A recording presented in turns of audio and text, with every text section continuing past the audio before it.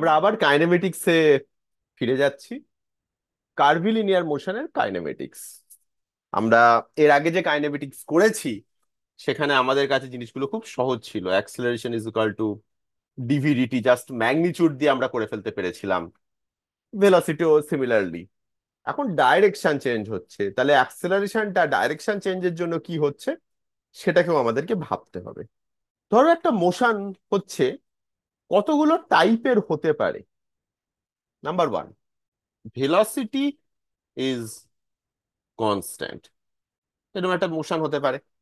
Velocity is constant যদি আমি বলি, তাহলে কিন্তু বুঝে নিতে হবে যে both magnitude as well as direction দুটোই কনস্ট্যান্ট, তাই না?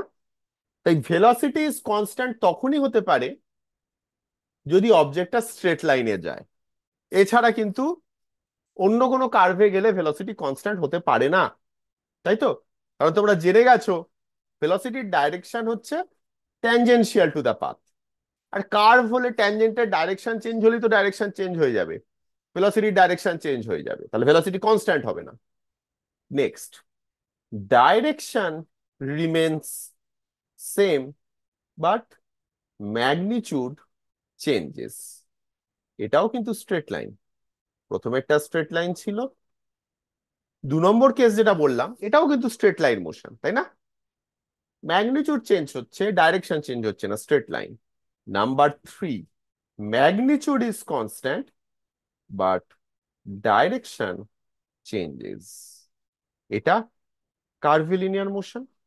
বাট ইম্পর্টেন্ট থিং হচ্ছে এখানে ম্যাগনিটিউডটা কনস্ট্যান্ট আছে, কনস্ট্যান্ট ভেলোসিটিতে যাচ্ছে, ডাইরেকশন চেঞ্জ হচ্ছে।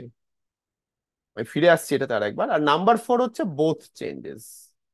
এটা মোস্ট কমপ্লিকেটেড, যে বোথ ডাইরেকশন চেঞ্জ হচ্ছে আবার ম্যাগনিটিউডও চেঞ্জ হচ্ছে। এই যে নাম্বার থ্রি কন্ডিশনটা, এখানে অ্যাক্সিলারেশন যেটা হচ্ছে সেটা শুধুমাত্র চেঞ্জ ইন ডাইরেকশনের জন্য। আমরা প্রথমে এই নাম্বার থ্রি কন্ডিশনটাকে আগে ইভালুয়েট করি, তারপরে নাম্বার ফোরে যাব, ঠিক আছে? ধরো এই কার্ভটার পাথ দিয়ে একটা অবজেক্ট যাচ্ছে। আমরা কেস থ্রিটাকে দেখছি কিন্তু, যেখানে অবজেক্টটা কনস্ট্যান্ট স্পিডে যাচ্ছে, ডাইরেকশন চেঞ্জ হচ্ছে। কনস্ট্যান্ট স্পিডে যাচ্ছে, ডাইরেকশন চেঞ্জ হচ্ছে, তার মানে acceleration is only from change in direction. আমরা কি জানি, অ্যাক্সিলারেশন ইজ ইকুয়াল টু ডিভিডিটি, বা আমি ডেল্টা ভি ডেল্টা টি লিখছি আপাতত। মানে ডেল্টা ভি বাই কত টাইম। এই যে অ্যাক্সিলারেশনটা হচ্ছে, আমরা প্রথমে এই অ্যাক্সিলারেশনটা ডাইরেকশনটা বার করি। আমরা ম্যাগনিটিউড পরে বার করব, আগে আমরা ডাইরেকশনটা বুঝি। অ্যাক্সিলারেশনের ডাইরেকশন কোন দিকে? আমরা ভেলোসিটির ডাইরেকশন জেনে গেছি, ভেলোসিটির ডাইরেকশন হচ্ছে ট্যানজেন্ট টু দ্য পাথ। আমরা অ্যাক্সিলারেশনের ডাইরেকশন বার করব, স্পেশাল কন্ডিশন যে ভেলোসিটির ম্যাগনিটিউডটা কনস্ট্যান্ট, ভেলোসিটির শুধুমাত্র ডাইরেকশন চেঞ্জ হচ্ছে। ওকে, চলো আমি এই পয়েন্টের জন্য বার করি। প্রথমে ভাবো এই পয়েন্টে ভেলোসিটি কি? এইটা হচ্ছে ভেলোসিটি, এটা বলতে পারো ইনিশিয়াল ভেলোসিটি। আর একটু কাছেই, যত কাছে ভাবতে পারি তত কাছে যদি একটা পয়েন্ট নিই, সেখানে হয়তো ভেলোসিটিটা এইরকম। দুটো স্টার্টিং পয়েন্ট কিন্তু একটু আলাদা, সেটা খেয়াল রেখো। দুটোকে যদি আমি সেম পয়েন্টে নিয়ে এসে আঁকি, মানে আমি তো ভেক্টরকে ভেক্টর ধরছি, তা আমি দুটোকে সেম পয়েন্টে আনতেই পারি, এরকম কিছু একটা হবে। তাহলে ডেল্টা ভি কোনটা হবে? এই নিচের দিকের ভেক্টরটা ডেল্টা ভি ভেক্টর, তাই না? এই অ্যাঙ্গেলটাকে আমি বলছি একটা ছোট অ্যাঙ্গেল ডি থিটা। আমাদের কন্ডিশনটা কি? আমাদের কন্ডিশনটা হলো ভেলোসিটি ইজ, মানে magnitude of velocity is constant, মানে mod of VI is equal to mod of VF, তাই না? কারণ স্পিড তো কনস্ট্যান্ট এই কেসে। তার মানে বুঝতে পারছো একটা জিনিস, যে ভিআই আর ভিএফ, এই যে আমি ট্রায়াঙ্গেলটা এঁকেছি, এই ট্রায়াঙ্গেলটার এই ট্রায়াঙ্গেলটার দুটো সাইড ইকুয়াল ইন লেংথ। আর যেহেতু ডি থিটা খুব ছোট, যেহেতু ডি থিটা খুব ছোট, আমি লিখতে পারি delta V is equal two V Times D theta, যেখানে ভি হচ্ছে ওই কনস্ট্যান্ট স্পিডটা, যত কনস্ট্যান্ট স্পিডে যাচ্ছে সেইটা। এই যে ডেল্টা ভি, এই ডেল্টা ভির যে ডাইরেকশন, অ্যাক্সিলারেশনও তাই ডাইরেকশন, তাই না? সেম, অ্যাক্সিলারেশন ডাইরেকশনও তো সেম, তাই তো? জাস্ট লজিক দিয়ে একটা কথা বলছি, যেহেতু ভিআই আর ভিএফ ইকুয়াল, আর ডি থিটা খুব ছোট, তুমি এরকম ভাবে ভিআই আর ভিএফ কে যদি কাছে আনতে থাকো, কাছে আনতে থাকো, কাছে আনতে থাকো, ডেল্টা ভি ডাইরেকশনটা ভিআই এর সাথে পারপেন্ডিকুলার হবে। ভাবো, আমি এইভাবে বোঝাই তোমাদের, দেখো, আমার সার্কেলের দুটো রেডিয়াস আছে, ওকে? এটা একটা কার্ভ। এই কার্ভের লেন্থটা কত হয়? এই অ্যাঙ্গেল থিটা যত হবে, এই রেডিয়াস যত হবে, এই কার্ভটার লেন্থটা হয় আর থিটা, তাই না?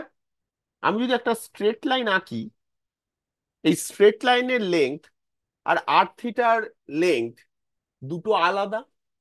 এই স্ট্রেট লাইনটার লেন্থ আর এই কার্ভের লেন্থ আলাদা, তাই না? এবার থিটাটাকে যদি আমি ছোট করতে থাকি, টেন্ডিং টুয়ার্ডস জিরো, থিটাটা যত ছোট হবে, এই কার্ভের লেন্থ আর এই স্ট্রেট লাইনটার লেন্থ আস্তে আস্তে সমান হবে। যদি থিটা একদম জিরো হয়ে যায়, তাহলে এই কার্ভের লেন্থ আর এই স্ট্রেট লাইনের লেন্থ সেম হয়ে যাবে। সেই জন্য আমি এইটা এখানে লিখেছিলাম যে delta V equals to V D theta. যত ছোট হবে, আর একটা জিনিস মানে যেটা মেনলি বোঝাতে চাইছি সেটা হচ্ছে, যত ছোট হবে এই স্ট্রেট লাইনটা আর এই কার্ভটা সেম হয়ে যাবে, তাই না?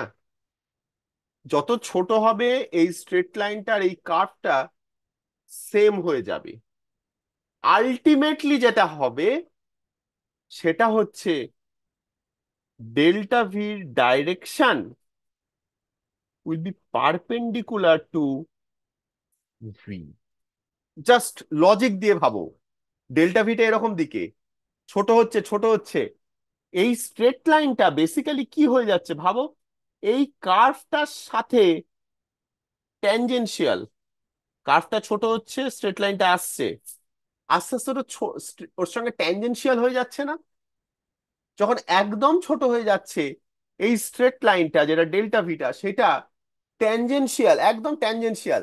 আর ভিটা কি? ভিটা রেডিয়াস, তাহলে এটা ট্যানজেন্ট, সেই জন্য এটা পারপেন্ডিকুলার হয়ে যাচ্ছে এর সাথে।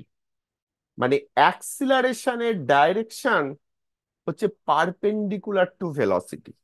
যদি স্পিড কনস্ট্যান্ট হয়, তাহলে অ্যাক্সিলারেশনের ডাইরেকশন ভেলোসিটির সাথে পারপেন্ডিকুলার ডাইরেকশনে। তাহলে এখান থেকে কি বোঝা যাচ্ছে? অ্যাক্সিলারেশনের ডাইরেকশনটা হচ্ছে পারপেন্ডিকুলার টু স্পিড, এটার জন্যই চেঞ্জিং ডাইরেকশন হচ্ছে। তাই জন্য একটা নাম আছে, এটাকে আমরা বলি এ এন, বা নর্মাল অ্যাক্সিলারেশন। কারণ এই অ্যাক্সিলারেশনের ডাইরেকশন পারপেন্ডিকুলার টু স্পিড। যদি নর্মাল অ্যাক্সিলারেশন থাকে, তাহলে কি ট্যানজেনশিয়াল অ্যাক্সিলারেশনও আছে? ডেফিনেটলি আছে। এতদিন অবধি তোমরা যে অ্যাক্সিলারেশন পড়েছো সেটা ট্যানজেনশিয়াল অ্যাক্সিলারেশন। ট্যানজেনশিয়াল অ্যাক্সিলারেশন কথাটার মানে কি? মানে acceleration is parallel to velocity. তাই হতো না স্ট্রেট লাইনে? স্ট্রেট লাইনে যেদিকে ভেলোসিটি, অ্যাক্সিলারেশন হয় সেই দিকেই বা তার উল্টো দিকে। ট্যানজেনশিয়াল অ্যাক্সিলারেশন হচ্ছে প্যারালাল টু ভেলোসিটি। এইবারে মজাটা হচ্ছে, normal acceleration causes change in direction, আর tangential acceleration causes change in magnitude. ব্যাপারটা হয়তো তোমাদের শুরু শুরুতে প্রথম খুব কমপ্লিকেটেড মনে হচ্ছিল। আমরা পুরো জিনিসটাকে দুটো ভাগে ভাবতে পারি। কার্ভই হোক, স্ট্রেট লাইনই হোক, যে কোনো পার্টিকেলের, ধরো এই একটা পার্টিকেল, এর ভেলোসিটি ডাইরেকশন কোন দিকে? এই দিকে। এর যদি অ্যাক্সিলারেশনের ডাইরেকশন হয় এরকম একটা দিকে, এই অ্যাক্সিলারেশনটা দুটো কম্পোনেন্ট আছে। আমি একটা কম্পোনেন্ট নিতে পারি যেটা প্যারালাল টু ভেলোসিটি, আর একটা কম্পোনেন্ট নিতে পারি যেটা ট্যানজেন্ট বা নর্মাল টু ভেলোসিটি। এই যে নর্মাল কম্পোনেন্টটা, এটা ডাইরেকশন চেঞ্জ করাবে, আর যেটা প্যারালাল কম্পোনেন্ট সেইটা ম্যাগনিটিউড চেঞ্জ করাবে। তাই কেস 4, যেখানে বোথ চেঞ্জেস, সেইখানে অ্যাক্সিলারেশনের ডাইরেকশন ভেলোসিটির সাথে একটা পার্টিকুলার অ্যাঙ্গেলে আছে। যদি ভেলোসিটির সাথে একটা পার্টিকুলার অ্যাঙ্গেলে থাকে, তার দুটো কম্পোনেন্ট, একটা ট্যানজেনশিয়াল, একটা নর্মাল। নর্মাল কম্পোনেন্টটা ডাইরেকশন চেঞ্জ করাবে, আর ট্যানজেনশিয়াল কম্পোনেন্টটা স্পিড বাড়াবে। যদি অ্যাক্সিলারেশনটা কমপ্লিটলি ট্যানজেনশিয়াল টু ভেলোসিটি হয়, মোশনটা স্ট্রেট লাইন, ডাইরেকশন চেঞ্জ হচ্ছে না। যদি অ্যাক্সিলারেশনটা কমপ্লিটলি পারপেন্ডিকুলার টু ভেলোসিটি হয়, তাহলে ডাইরেকশন চেঞ্জ হচ্ছে, ম্যাগনিটিউড চেঞ্জ হচ্ছে না। এবার কথা হচ্ছে, আমরা নর্মাল অ্যাক্সিলারেশনের ডাইরেকশন বার করেছি এখনো অবধি, বাট নর্মাল অ্যাক্সিলারেশনের ম্যাগনিটিউড এখনো অবধি আমরা বার করিনি। সেটা আমরা করব। আমরা এখনো অবধি ম্যাগনিটিউডের কথা বলিনি, কিন্তু নর্মাল অ্যাক্সিলারেশনের ম্যাগনিটিউড কত। নর্মাল অ্যাক্সিলারেশনের ম্যাগনিটিউডটা খুব ইন্টারেস্টিং। এটা কনস্ট্যান্ট। কনস্ট্যান্ট মানে ইনস্ট্যান্টেনিয়াসলি কনস্ট্যান্ট হয়, সেটা ডাইরেক্টলি বার করে ফেলতে পারি। নর্মাল অ্যাক্সিলারেশনের ভ্যালু হয় সেই মুহূর্তে কত ভেলোসিটি, তার ম্যাগনিটিউডটা দেখো। অ্যাট দ্যাট ইনস্ট্যান্ট কত ভেলোসিটি, তার ম্যাগনিটিউড দেখো, সেটাকে স্কোয়ার করে দাও, নিয়ে রেডিয়াস অফ কার্ভেচার দিয়ে ডিভাইড করে দাও। আমি ডেরিভেশনে গেলাম না। এই যে আমি করছিলাম না, যে delta V equals to V D theta, ওইখান থেকেই বেরোতো, দরকার নেই, জাস্ট এটা মুখস্থ রাখা। ভেলোসিটির ম্যাগনিটিউডটা যত, সেটাকে স্কোয়ার করে সেই পয়েন্টে কত রেডিয়াস অফ কার্ভেচার, সেইটা দিয়ে ডিভাইড করে দিচ্ছি। ঠিক আছে? এটাই হচ্ছে নর্মাল অ্যাক্সিলারেশনের ভ্যালু। তাহলে আমাকে বলো চট করে, একটা অবজেক্ট কনস্ট্যান্ট স্পিডে যাচ্ছে, তিনটে পয়েন্ট দিচ্ছি, কোন পয়েন্টে নর্মাল অ্যাক্সিলারেশন সব থেকে কম? এই তিনটে পয়েন্টের মধ্যে কোথায় নর্মাল অ্যাক্সিলারেশন সব থেকে কম? টুতে। কেন? কারণ ওখানে কার্ভটাও কম, রেডিয়াস বেশি, রেডিয়াসটা বেশি। হ্যাঁ। সেই জন্য নর্মাল অ্যাক্সিলারেশন কম। স্পিডটা কনস্ট্যান্ট সব জায়গায়। তাহলে আমরা কি জানলাম? একটা মোশনে অ্যাক্সিলারেশন দুটো, ট্যানজেনশিয়াল, নর্মাল। নর্মাল অ্যাক্সিলারেশন এখানে চেক করো, এন যদি 0 হয় তাহলে স্ট্রেট লাইন।